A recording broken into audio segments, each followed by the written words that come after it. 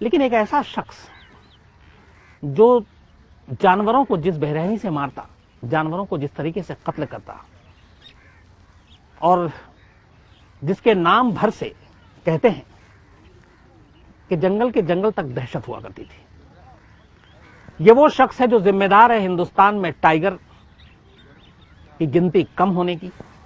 ये वो शख्स है जो जिम्मेदार है सबसे ज्यादा बाघों के कत्ल करने की। कहते हैं कि करीब 250 टाइगर, 250 टाइगर्स, 2000 के करीब चीता, लेपर्ड, 20,000 के करीब वाइल्ड कैट, स्नेक, सांप, बाकी चीजें, और 5,000 के करीब अलग अलग बाकी दूसरे जानवर, 20,000 के करीब वाइल्ड फॉक्सेस। कुल मिलाकर के अगर देखें तो कत्लेआम की गिनती लाख से ऊपर जाती है। और यह भी जितना याद है उसने बताया, और सीबीआई के हिसाब से ये बात है, हिंदुस्तान का सबसे बड़ा पोचर, सबसे बड़ा शिकारी, सबसे बड़ा तस्कर, और जिसे नॉर्थ इंडिया का वीरप्पन कहा जाता है, आज की कहानी उसकी है। नाम संसार चंद।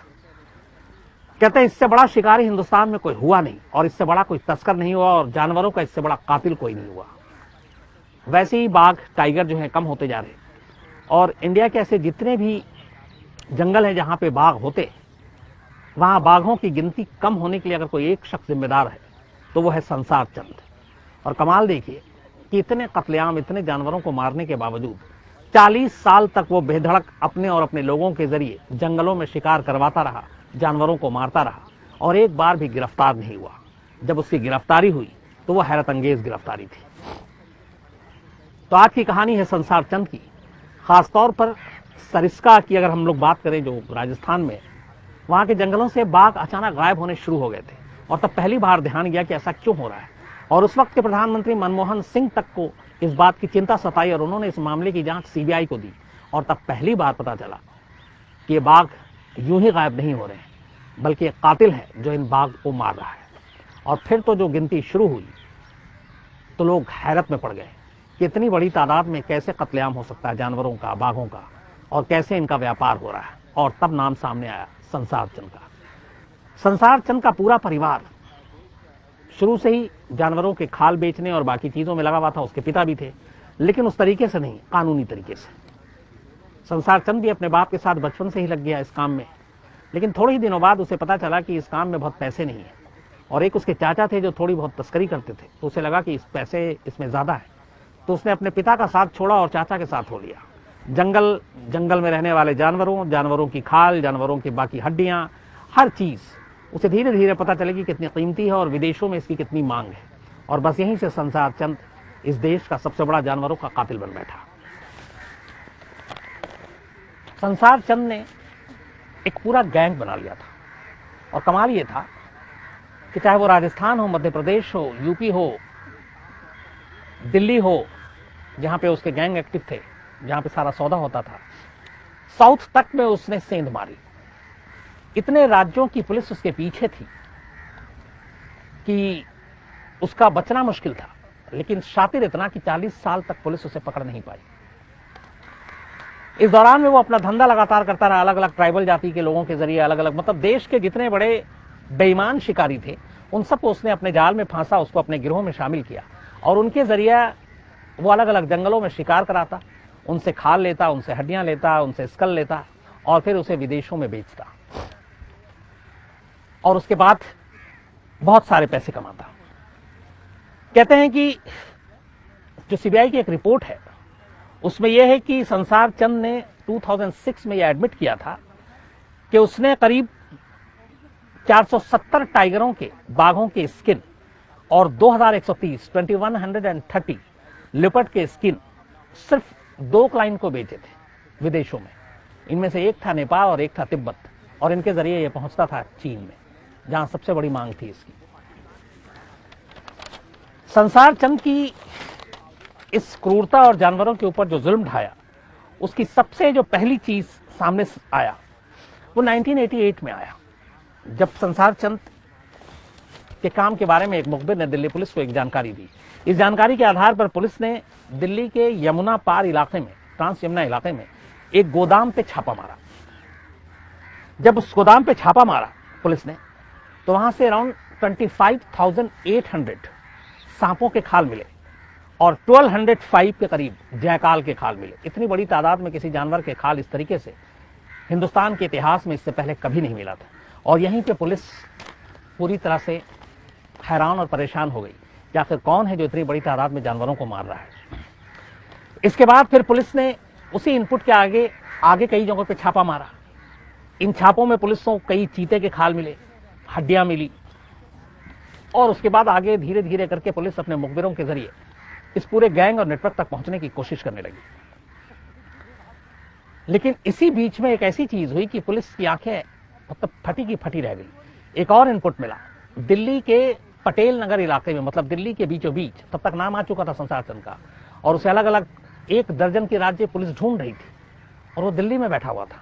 और दिल्ली में बाकायदा पुलिस के नाक के नीचे एक गोदाम से अपना सब कुछ काम चला रहा था, और उस गोदाम में ही जो जानवर मारे जाते हैं उनके खाल, उनकी हड्डियां, उनकी खोपड़ी, सब कुछ रखता था। ऐसी ही एक गोदाम का पता चला पटेल नगर इलाके में, और जब पुलिस ने वहां छापा मारा तो वहां 2 चीतों की खाल, 28 तेंदुए की खाल,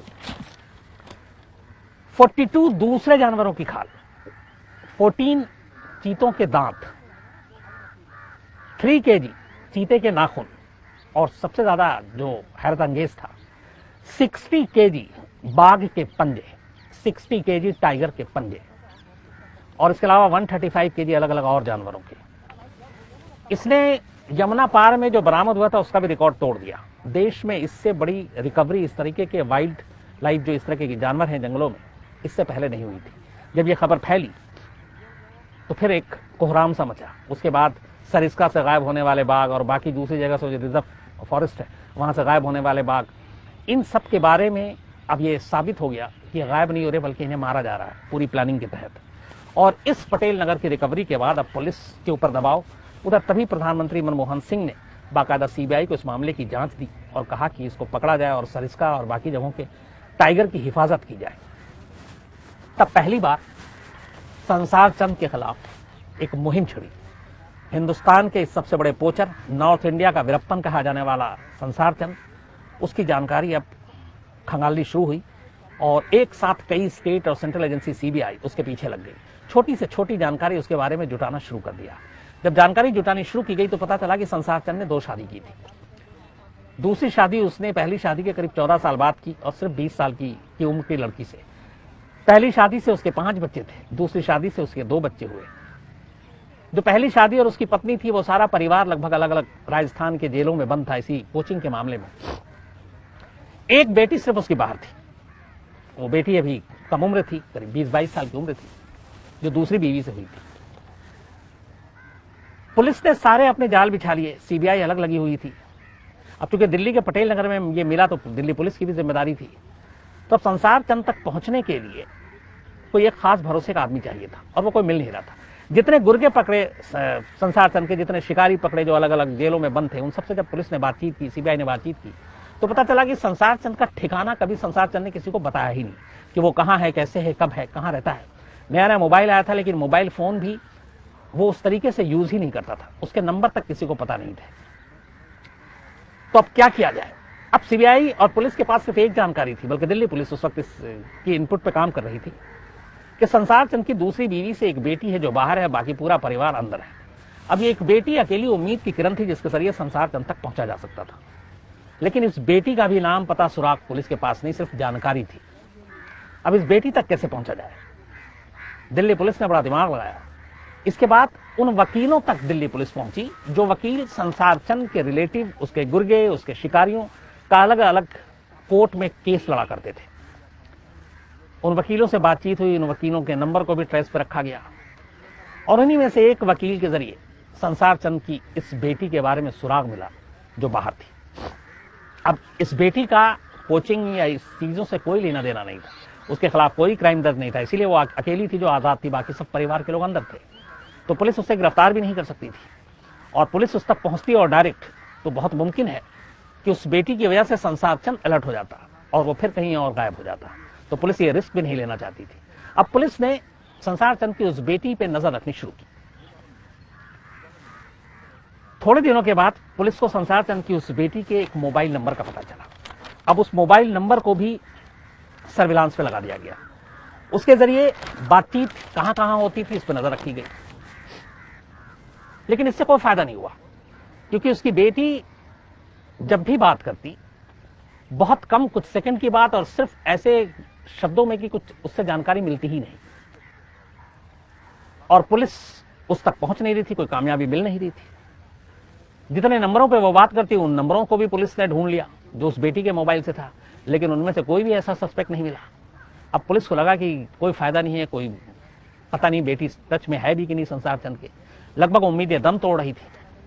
इसी दौरान सर्विलांस पे फोन था। एक दिन संसार चंद की बेटी, उसका एक बॉयफ्रेंड भी था, उससे बात कर रही थी। बात करते करते अचानक उसने बिना बताए हुए फोन काट दिया। फोन काट दिया, इसके थोड़ी देर के बाद उसका बॉयफ्रेंड वापस उसे फोन करता है। वो उससे लड़ता है कि तुमने अचानक बिना बताए हुए फोन क्यों काट दिया, किसकी वजह से काटा। तो पहली बार वो कहती है, मैं कर्नल से बात कर रही थी, इसलिए फोन काटा। ये बात दिल्ली पुलिस सुन रही थी। अब कर्नल से बात कर रही थी, पुलिस ने खंगाला। उसने कहा कि इस मोबाइल पे जब उसने फोन काटा तो दूसरा तो कोई कॉल मिलाया नहीं, और इसके घर पे कोई लैंडलाइन भी नहीं है, तो फिर कैसे, किससे बात कर रही थी। तब पता चला पुलिस को कि संसार चंद की बेटी एक और मोबाइल यूज करती थी, और उस मोबाइल से सिर्फ एक नंबर पे ही कॉल करती थी, और किसी नंबर पे कॉल नहीं करती। पुलिस को यहां पहली बड़ी कामयाबी मिली। अब पुलिस ने जब वो पता किया कि ये जो नंबर पे कॉल कर रही थी, इस नंबर का टावर इसी दिल्ली के पटेल नगर में था, और इस नंबर से वो कोई दूसरा कॉल नहीं करती थी, सिर्फ उस कर्नल के अलावा। अब इस सीक्रेट फोन नंबर का पता चलते ही पुलिस ने जो मोबाइल प्रोवाइडर, जो सारी कंपनियां हैं, उनको कांटेक्ट किया, और पता चला कि इस पटेल नगर इलाके में ऐसे कितने सर्विस प्रोवाइडर हैं। तो उस वक्त रिलायंस, टाटा और गरुड़, ये 3 कंपनियां थी जो मोबाइल सर्विस प्रोवाइड कर रही थी। इसके अलावा हच, एयरटेल, आइडिया और डॉल्फिन से भी डेटा मांगा गया कि शायद इससे कोई जानकारी मिले। अब उस नंबर पे जिस पे ये बात कर रही थी, वो नंबर कहां का, लोकेशन क्या, ये पुलिस को नहीं मालूम, लेकिन जो टावर दिखा रहा था वो एक ही टावर दिखा रहा था, और उस इलाके का टावर नंबर बी। लेकिन उस नंबर में, उस टावर बी के इलाके में बहुत सारे घर, पटेल नगर एक घनी बस्ती है, उनमें से कौन सा मकान, ये बात 2005 की है, और उस वक्त जो आजकल होता है कि कॉल डिटेल और उसके मोबाइल के सर्विलांस से बहुत आसानी से पहुंच सकते हैं, तब ये चीजें इतनी आसान नहीं थी। तो पुलिस को ये तो पता है कि पटेल नगर में है, और पटेल नगर के किसी घर में है, और वो घर एक बी टावर है जो मोबाइल कंपनी का उस टावर के रेंज में आता है। लेकिन अब वहां पे हजारों घर उस टावर के इर्द गिर्द, उनमें से कौन सा ऐसा घर है जिसमें संसार चंद रहता है।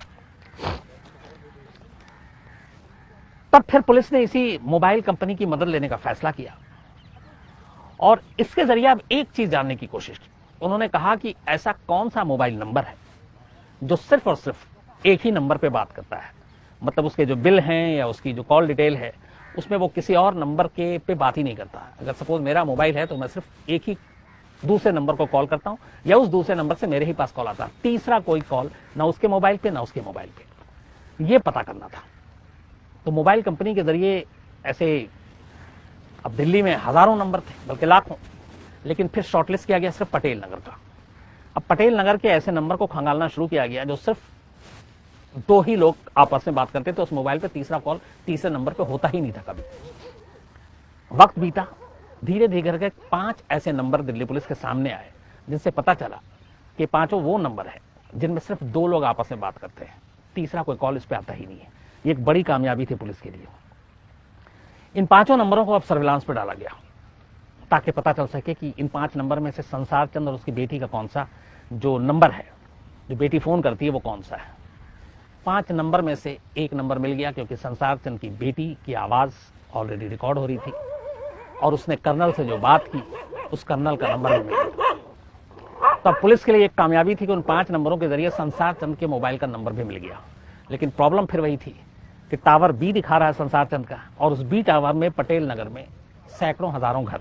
अब उन घर में से कौन सा ऐसा घर, पुलिस ने बड़े खुफिया तरीके से कोशिश की कि इस बी टावर के इर्द गिर्द जितने लोग रहते हैं, अलग अलग तरीके से इन घरों में जाकर पता करें, संसार चंद को किसी ने देखा है। गुप्त तरीके से पुलिस ने छानबीन की, पता लगाना शुरू किया। पुलिस को लगा कि अब वो पहुंच जाएगी, लेकिन सैकड़ों घर ढूंढ मारा, कामयाबी नहीं मिली। किसी ने भी नहीं बताया कि संसार चंद जैसा जो तस्वीर पुलिस ने दिखाई वो उनके इर्द गिर्द रहता है। अब संसार चंद की बेटी से भी डायरेक्ट पुलिस पूछताछ नहीं कर सकती थी, इसलिए कि संसार चंद बेहद शातिर था। अगर बेटी के जरिए पुलिस बेटी तक पहुंचती है तो डर यह था कि उस बेटी की वजह से संसार चंद तक ये बात पहुंच जाएगी और संसार चंद पटेल नगर छोड़कर फिर ऐसा गायब होगा कि 40 साल से तो वो गिरफ्तार हुआ नहीं, फिर ना मालूम कब होगा। तो पुलिस ये रिस्क भी नहीं लेना चाहती थी, इसलिए पुलिस ने अपनी कोशिश जारी रखी। महीना बीत गया, टावर भी है, पटेल नगर है, मोबाइल नंबर है, लेकिन संसार चंद किस घर में छुपा है ये पुलिस को नहीं जानकारी।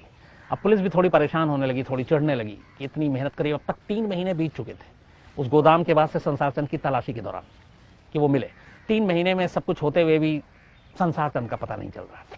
तब दिल्ली पुलिस के एक अफसर ने अपनी टीम का हौसला बढ़ाने के लिए कहा, हिम्मत हारने की जरूरत नहीं है, हम कुछ ना कुछ मिस कर रहे हैं। तो उन्होंने कहा कि आओ हम लोग कुछ ठंडे दिमाग से सोचते हैं कि ऐसी और क्या चीज है जिससे हम इस पटेल नगर में संसार चंद के घर तक पहुंच सकते हैं। तो अब संसार चंद के जितने पुराने गुर्गे थे, कुछ और लोग थे जो वकील, संसार चंद के स्टेटमेंट, उन सबको फिर एक बार टटोलना शुरू किया गया। जब वो सारी चीजें टटोलनी शुरू की गई तो एक अचानक अजीब सी चीज पुलिस को महसूस हुई। और जब जो 2 दिल्ली के गोदाम में छापा मारा था जहां से इतने सारे जानवरों की हड्डियां और खाल मिली, वहां पे भी वो चीज पाई गई थी। पता चला कि संसार चंद राजस्थान से छपने वाला एक अखबार राजस्थान पत्रिका जरूर पढ़ता है। और ये बात उसके वकीलों ने भी बताया, उसके गुरुओं के वकीलों ने बताई, जो जेल में बंद उसके रिश्तेदार, पत्नी, उन्होंने भी बताया कि वो कहीं भी रहे राजस्थान पत्रिका जरूर पढ़ता है। अब इसके पीछे मकसद क्या था उसका? मकसद यह था कि संसार चंद के ज्यादातर करीबी रिश्तेदार, गुर्गे, शिकारी अलग अलग मामलों में राजस्थान में बंद थे। राजस्थान से उसने सब कुछ शुरू किया, राजस्थान में उसका एक बड़ा नेटवर्क था।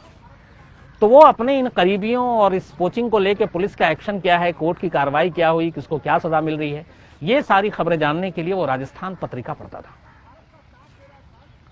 और इससे उसे पूरी जानकारी मिलती थी। जब ये नई चीज सामने आई तो पुलिस ने एक फैसला किया। उसने कहा कि आप पटेल नगर में ढूंढते हैं वो वेंडर के जरिए न्यूज़पेपर के ऐसे कितने लोग हैं जो राजस्थान पत्रिका हर सुबह मंगाते हैं और पढ़ते हैं। इसके जरिए संसार चंद तक पहुंचा जा सकता है। अब ये भी वैसे ही था कि जैसे मोबाइल के व्यू टावर के दौरान कैसे पहुंच सकते हैं। तो अब पुलिस ने नया काम शुरू किया।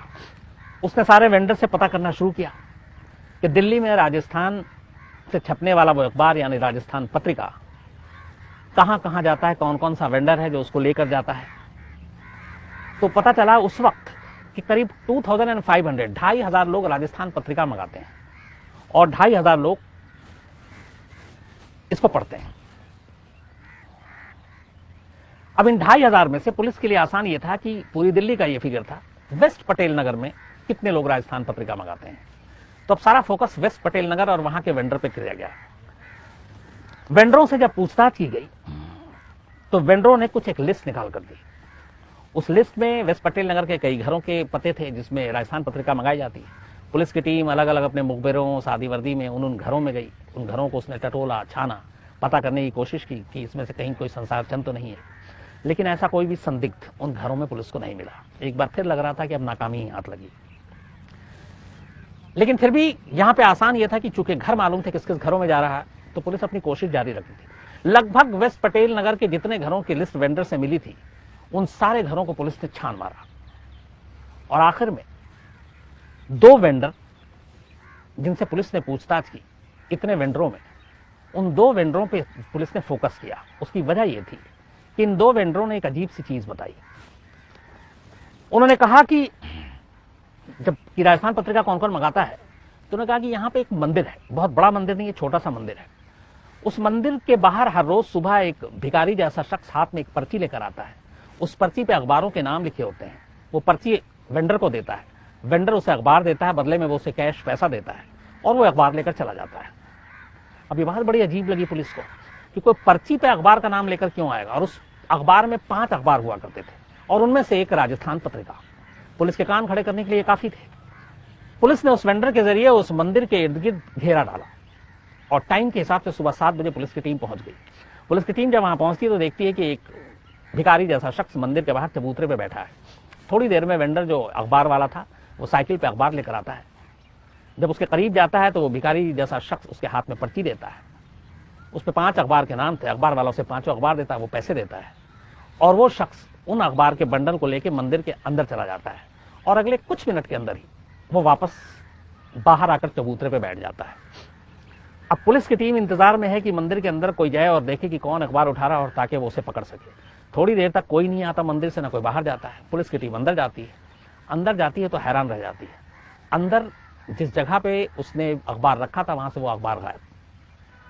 न मंदिर के कोई बाहर आया, न मंदिर के कोई अंदर गया और वो अखबार गायब। अब पुलिस का सर चकरा गया कि ये कैसे हुआ। अब हाथ से ही आया हुआ मौका निकल गया। अब सिवाय इसके और कोई उपाय नहीं था कि अगले दिन फिर इसी तरह से सुबह में सारी चीजें की जाए, फिर आया जाए, फिर अखबार देखा जाए, फिर अंदर कि कौन ले जाता है। तो वही एक जो लंगड़ा के चलता हुआ शख्स भिखारी था, अगले दिन फिर सुबह पुलिस की टीम वहां पहुंचती है, चारों तरफ घेरा डालती है। लेकिन इस बार पुलिस की टीम मंदिर के अंदर भी पहुंच जाती है सादी वर्दी में और इधर उधर छुप जाती है।